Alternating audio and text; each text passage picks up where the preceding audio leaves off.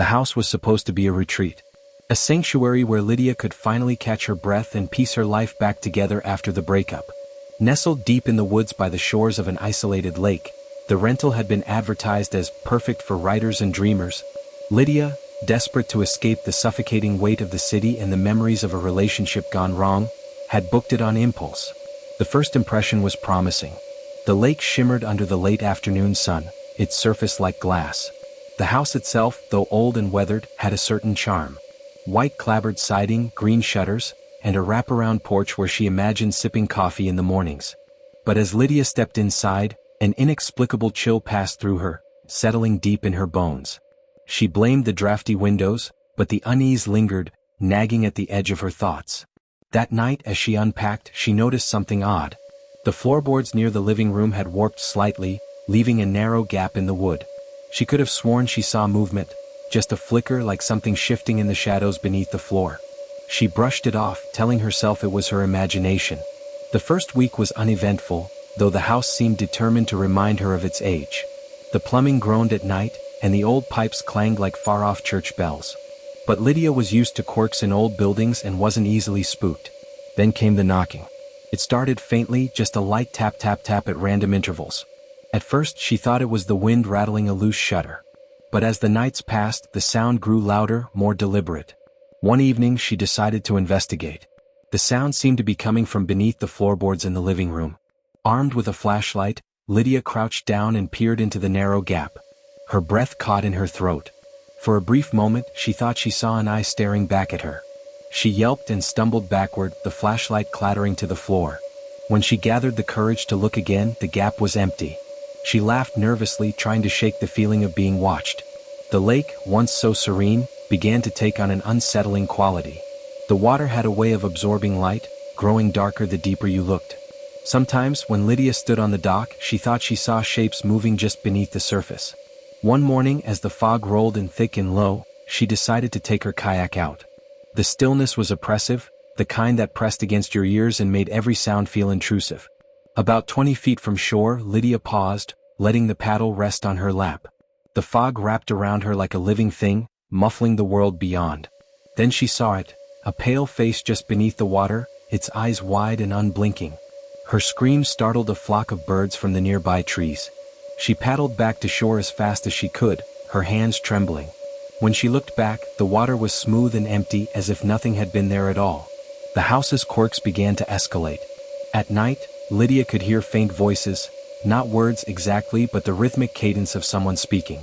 The sound seemed to come from within the walls, low and muffled, just beyond comprehension. One night, she pressed her ear to the living room wall, straining to make out the words. The voices stopped abruptly. Then, just as she pulled away, a single knock echoed from inside the wall, so close it felt like a physical touch. The next day, she called the rental agency. "I think there's something wrong with the house," she said, trying to keep her voice steady. The woman on the other end hesitated. "What kind of problem?" Lydia considered telling her about the knocking, the voices, the face in the water. But she stopped herself. It sounded ridiculous. Instead, she muttered, "I think the house needs some repairs. It feels unstable." The woman's response sent a chill through her. "We've never had a tenant stay more than 2 weeks," she said. "You're the first to call about it." The discovery was accidental. Lydia was searching for her cat, Luna, who had vanished sometime in the late afternoon. She called her name repeatedly, checking every corner of the house. When she reached the basement, she hesitated. The air down there was colder, heavier, and carried the faint metallic tang of damp earth. "Luna?" she called, descending the creaking steps. At first, the basement seemed empty. Then she noticed the back wall. A section of it looked wrong. The boards didn't line up, and the edges were uneven, as if hastily patched. Heart pounding, she pushed against it. The boards gave way, revealing a hidden room. Inside was a single chair, facing a wall covered in crude drawings. Faces twisted in anguish, their mouths open in silent screams. Beneath the chair was a hole in the ground about the size of a manhole. It was filled with water, so dark it seemed to absorb the light. She turned to run, but something brushed against her ankle, cold and wet. Lydia's descent into terror was relentless. The knocking in the walls turned into pounding. The faces in the water multiplied. At night, she dreamed of the basement, of the hole in the ground, of pale hands reaching up to drag her under. One night, she woke to find herself standing in the living room, staring at the gap in the floorboards. She didn't remember getting out of bed. Her feet were bare, her breath fogging in the cold air. The gap had widened. From beneath the floor came a sound, a low, wet dragging noise like something being pulled through mud. Lydia couldn't move, couldn't scream. And then it emerged. A hand, pale and bloated, slid out from the darkness.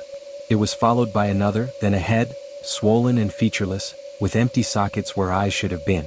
It pulled itself up, inch by inch, until it stood before her, its distorted form filling the room. And then it smiled.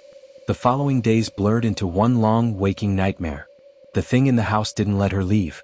Every time she reached for the door, it was there, blocking her path. Its form was never consistent. Sometimes a shadow, sometimes a mass of flesh, sometimes a perfect reflection of herself. "You brought us back," it whispered one night, its voice coming from all around her. "And now you'll stay." Lydia's screams went unanswered. The house had swallowed her whole. A month later, the rental was listed again. A young man arrived, his face lighting up as he admired the quaint house by the lake. As he unpacked his things, he noticed a strange crack in the living room floor. From beneath it, something shifted. In case you're enjoying these stories, don't forget to like, share, and subscribe to the channel. Your support means a lot and helps us continue bringing you more spine-chilling content. The next story will have you questioning everything. Let's get into it. It began with a job, a temporary project too good to pass up. Valerie Martin had taken the position with the restoration team at Crowhaven Estate, an imposing mansion nestled deep in the hills of upstate New York. The estate had been abandoned for decades, its history steeped in whispers of tragedy and scandal. When the preservation firm contacted Valerie, her instincts told her to decline. But the money was good. And Valerie, still reeling from her divorce and mounting debts, couldn't afford to be choosy. The drive to Crowhaven was eerily quiet. The winding road climbed through dense forest, the trees so close they seemed to lean inward, casting long shadows even in daylight. When Valerie reached the estate, the sight of it stole her breath, not with beauty but with its sheer presence. Crowhaven loomed like a dark sentinel, its jagged silhouette cutting into the overcast sky. The windows were black and unyielding like watchful eyes. The air seemed colder here, heavier, as though the house carried its own atmosphere. Valerie's first day on site was uneventful. She joined a small crew tasked with cataloging the contents of the estate, photographing old furniture, peeling wallpaper, and crumbling artifacts. The team was friendly enough, though there was a strange tension in the air, as if they were careful not to linger in certain rooms. By late afternoon, Valerie found herself alone in the West Wing, photographing an ornate grandfather clock. The air felt stagnant here, thick with dust and a faint metallic tang. As she adjusted her camera, she thought she heard something, a faint creak like a footstep on the old floorboards. "Hello," she called out, her voice echoing down the empty hall. No response. She turned back to the clock, but her hands faltered. The time had changed. It now read 3:33, though it had been frozen at 10:15 just moments before. A chill ran down her spine. She shook it off, chalking it up to her imagination. As the days passed, the atmosphere in the house began to weigh on her. The others worked quietly, avoiding certain parts of the estate without explanation. Valerie, determined to finish her section, ventured into one of these avoided areas, the portrait room. The room was massive, its walls lined with grand, imposing oil paintings of the Crowhaven family. Each face stared out with an unnerving intensity, their eyes following Valerie no matter where she stood. She tried to focus on her task, cataloging the paintings one by one. But as she worked, the room seemed to grow colder. The faint smell of smoke tickled her nose, and the edges of her vision blurred, as though the shadows were moving. When she turned to leave, she noticed something chilling. One of the paintings, a young woman with striking green eyes, was no longer looking forward. Her gaze had shifted, staring directly at Valerie. That night, Valerie stayed late, determined to finish her section of the inventory. The team had left hours earlier, and the house felt impossibly vast and empty. As she worked, she became aware of a faint sound, a soft, rhythmic tapping like fingers drumming against wood. She paused, straining to locate the source, but it seemed to come from everywhere and nowhere. And then the whispers began. They were faint at first, barely more than a murmur. But as the minutes passed, they grew louder, more insistent. Valerie couldn't make out the words, but the tone was sharp, accusatory, and filled with something that sounded like malice. The whispers stopped abruptly. And in the silence that followed, she heard a single, clear voice behind her. "Get out." Valerie reported the incident to the team the next morning, but they dismissed her concerns. "This place gets to everyone," one of her co-workers said. "You'll get used to it." But Valerie couldn't shake the feeling that she wasn't alone in the house. The shadows seemed darker, the air heavier. She began to notice doors that were locked one moment and open the next. One afternoon, while exploring the east wing, she came across a door she hadn't seen before. It was heavy and ornate, with a rusted keyhole and a strange sigil carved into the wood. She reached for the handle, but it wouldn't budge. As she leaned closer to examine the sigil, she heard it again, the whispers coming from just beyond the door. Her curiosity got the better of her. She found a key in the desk of the main study and returned to the door. The moment the key slid into the lock, a cold wind rushed through the hall, extinguishing the light. The door led to a narrow staircase descending into darkness. The air grew colder with every step, and the metallic tang from before became overpowering. The basement was vast, its walls lined with shelves of strange artifacts. Jars of yellowed parchment, brittle bones, and rusted tools that looked more like instruments of torture than craftsmanship. In the center of the room stood an altar, its surface stained dark with something that could only be blood. Carved into the stone was the same sigil from the door, now glowing faintly. Before she could fully process what she was seeing, she felt it, a presence. Something was watching her, pressing against her mind like an unseen weight. And then the whispers returned, louder now, overlapping and chaotic. Her vision blurred as the shadows in the room began to move, coalescing into a form that defied comprehension. From that night onward, Valerie's sense of reality began to unravel. The house seemed alive, its walls pulsating with a slow, rhythmic breath. The shadows no longer stayed confined to corners. They reached for her, whispering promises of secrets she couldn't resist. Her co-workers began to avoid her, whispering behind her back.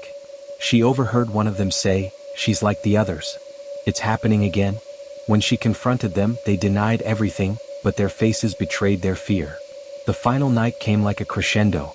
The house roared with sound, screams, whispers, and the deafening crack of wood splintering.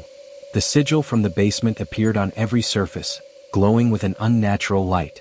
Valerie stumbled into the portrait room, only to find every painting staring at her, their eyes black and empty.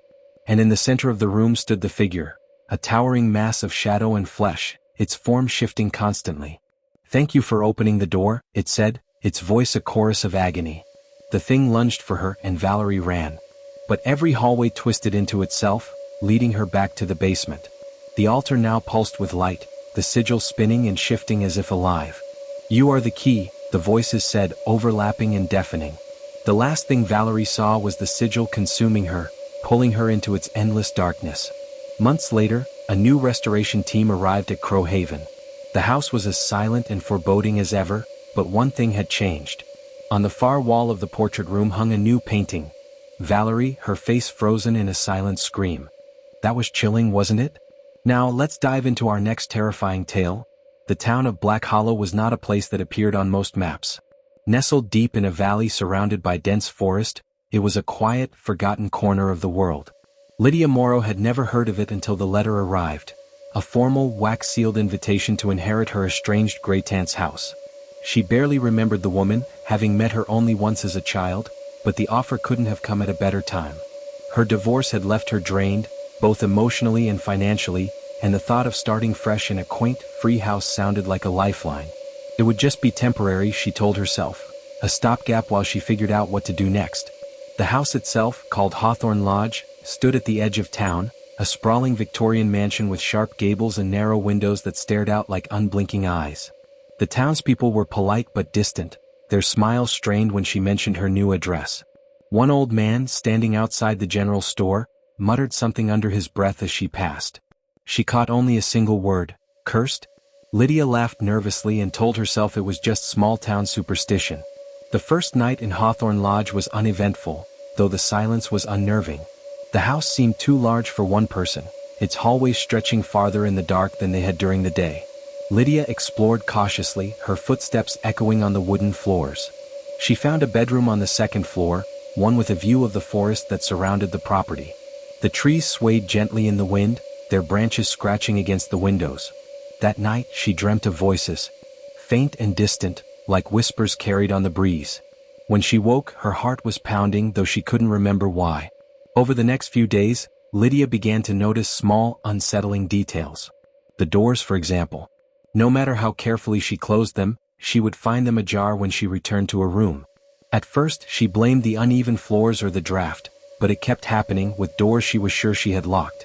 Then there were the mirrors. The house had several, their ornate frames tarnished with age. She couldn't shake the feeling that her reflection lingered just a moment too long after she turned away. At night, the whispers returned, growing louder. They didn't seem to come from the house itself but from somewhere beyond it, threading through the cracks in the walls. She couldn't make out words, only the rhythm of speech, urgent and pleading. On the 5th day, Lydia discovered a locked door at the end of a hallway. She hadn't noticed it before, which was strange given its size. The door was heavy and painted a deep, blood-red color, its brass handle cold to the touch. She found the key in a drawer in the study, nestled among old letters and faded photographs. When she unlocked the door, it creaked open to reveal a room she hadn't expected. It was a gallery, its walls lined with portraits.